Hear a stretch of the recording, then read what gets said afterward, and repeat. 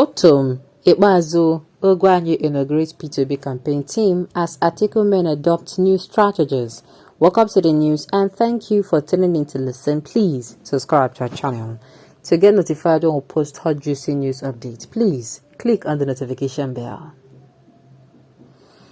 To avoid sanction for anti-party activities, the G5 governors have reportedly instructed the loyalists to begin on the groundwork for the preferred presidential candidate ahead of next month's general election. News report that the G5 governors Nyesom Wike of River State, Seyi Makinde of Oyo, Ugwanyi of Enugu, Ikpeazu of Abia, and Zamilotom of Benue have refused to back the presidential campaign of Atiku Abubakar. The five group governors have demanded the resignation or removal of the People's Democratic Party National Chairman Iyorchia Ayu as a condition for supporting the party's presidential campaign. Although the governors are believed to be working for two rival candidates, their inability to agree on which particular candidate to support, it was gathered, is partly responsible for the low-spirit activities in their ranks in recent times. According to The Punch, Atiku loyalists in Benue State, including former governor of the state, Gabriel Soswam, were busy reaching out to party faithful in their strongholds to drum up support for him. Analysis of the governor, who pleaded anonymity, said Soswam and Professor Iyewose Haga had been doing a lot for Atiku since Ortom made his position clear that he was not going to support the People's Democratic Party presidential candidate. He said, and I quote, Soswam addressed stakeholders from Zone A recently, and Iyewose has also been talking with his kinsmen. They are doing it in such a way as not to offend Ortom. They are friends with the governor, but they are also careful not to overdo things. As a result, there is a lack of statewide coordination. According to the source, Ortom also has instructed its foot soldiers to work for the presidential candidate of the Labour Party, P2B.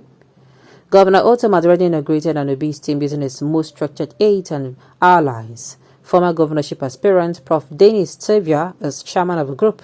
He was Commissioner for Education under Ortom before he stepped down to contest for the governorship election, he added. The publication stated that Governors Ikpeazu and Ugwanyi are rooting for Obi, using their foot soldiers to work for his ambition in the southeast.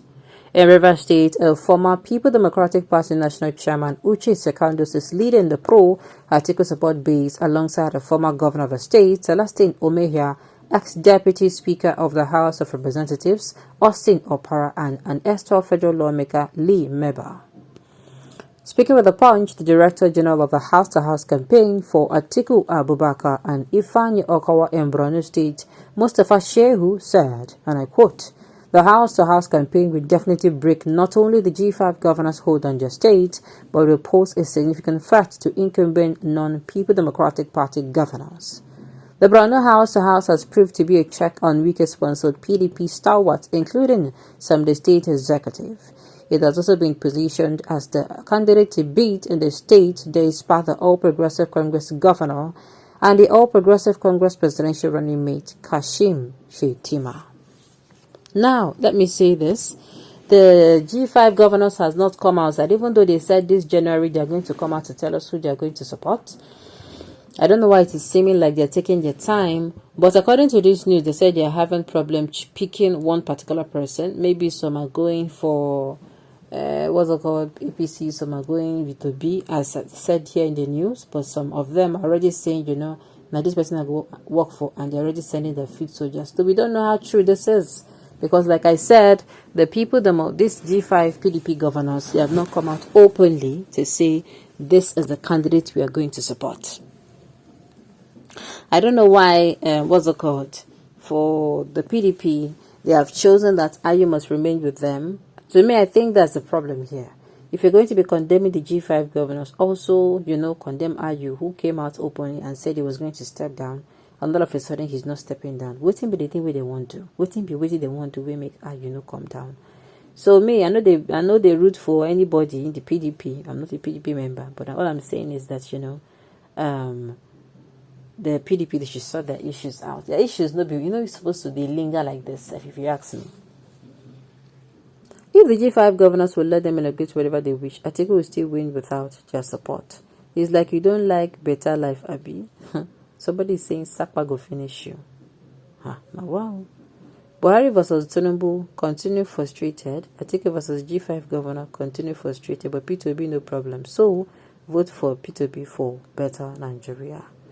Go to Labour Party ESCO, they have problem more than PDP and APC. Of course, there is no way they're not going to have problem, especially Labour Party, because like I said, people in PDP and APC, but they know themselves over the years. You understand? They might have said them, they might end up saying, make we just end this matter now. We don't know for a very long time. But people in but people in Labour Party, they are people who they have not even come together. They don't know each other. They don't know their so they are bound to even have problems, if you ask me. Inexperienced Obi lacked leadership qualities to lead Nigeria. He failed woefully in his mock test in Anambra. Okay. If Atiku lose, South East and South South together with already lost Southwest and North Central, I wonder where he will get the required vote to win. Greed is bad. Okay. They don't have an option. If they choose to go against the wind, they'll be blown into oblivion, and that will be the end of their political careers. That is why they're actually taking their time to come out and tell Nigerians who they're actually written for. Okay. Why supporting Fulani terrorists leading its members to cause havoc during genocide across Nigeria with impunity? These writers should stop mentioning Ugwanyi and Ikpeazu in the conversation. They cannot influence anything. Those two states are for B no matter what. Okay. I think you guys should not forget that the history of this will remain forever. Things wise, it will also kill your career as politicians. Maybe they have other things they want to go back to, which of course it is supposed to be. So you should have something you're going to be going back to. Okay.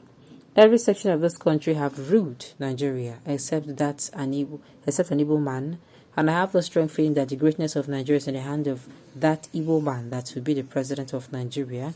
The north, the south, and west, exception of the east, P2B is the best. P2B, carry the go. Well, Nigerians, so we can't wish all those things to happen. If you want these things to happen, you have to get your PVC ready. I said, yes, you have to get a PVC ready. And if you have gotten your PVC ready, you have to be determined to vote. Come what may, no matter the intimidation. And not just vote, but vote smartly. You go out on election day, you reach your way, then they go, then Saturday ask you who they vote for. You go tell them, you go don't scam the place. If you delay the question until you don't get hold of, you don't get information, say you did for, if na APC camp you did, you don't get the info say na APC camp you did, you go tell it's not Jagaban. If na PDP camp you did, you don't get the information, it's not PDP camp, then you go vote for Atiku. I'm saying it. And you make sure you vote smartly, vote wisely. Even if they don't vote finish, they call the results. Make sure you don't hide. And make sure you hide your excitement if at the end of the day your candidate win. Make sure you hide your candidate. Well, Nigeria, at the end of the day, let's let us vote wisely, smartly as well. Okay, on those notes, we have come to the end of the news. We say thank you for tuning in to listen. Until I come your way next time, enjoy the rest of your day.